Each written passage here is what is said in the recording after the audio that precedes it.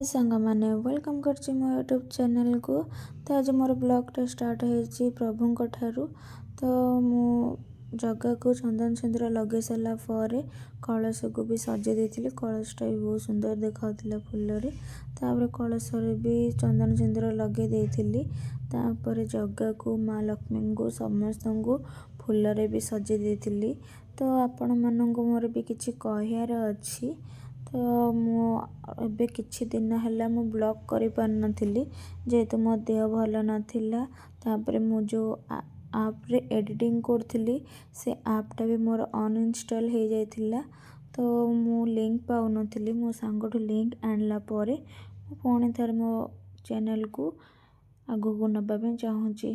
ତ ଆପଣମାନେ ବି ମୋତେ ଟିକେ ସପୋର୍ଟ କରନ୍ତୁ ଆଉ ମୋ ଚ୍ୟାନେଲ୍କୁ ସବସ୍କ୍ରାଇବ୍ କରନ୍ତୁ। ମୋତେ ଆଗରୁ ଯେମିତି ଭଲ ପାଇବା ଦେଉଥିଲେ ସେମିତି ଦିଅନ୍ତୁ। ତାପରେ ମୁଁ ପଳେଇ ଆସିଥିଲି ଚଉରା ପାଖକୁ। ଚଉରା ପୂଜା ସାରିଲା ପରେ ମୁଁ ପଳେଇ ଆସିଥିଲି ଛାତ ଉପରକୁ। ତ ମୋ ମାଆ ଆସିଲା ଯେହେତୁ ଛାତଟା ପୁରା କ୍ଲିୟର୍ କରିଦେଇଥିଲା। ତାପରେ ମୁଁ ଲଙ୍କା ଶୁଖେଇ ଦେଇ ସାରିଲା ପରେ ମୁଁ ଆଉ ମୋ ପତିଦେବ ମିଶିକି ଖାଇ ଦେଇଥିଲୁ। ତ ରହୁଛି, ବାଏ, ଟାଟା।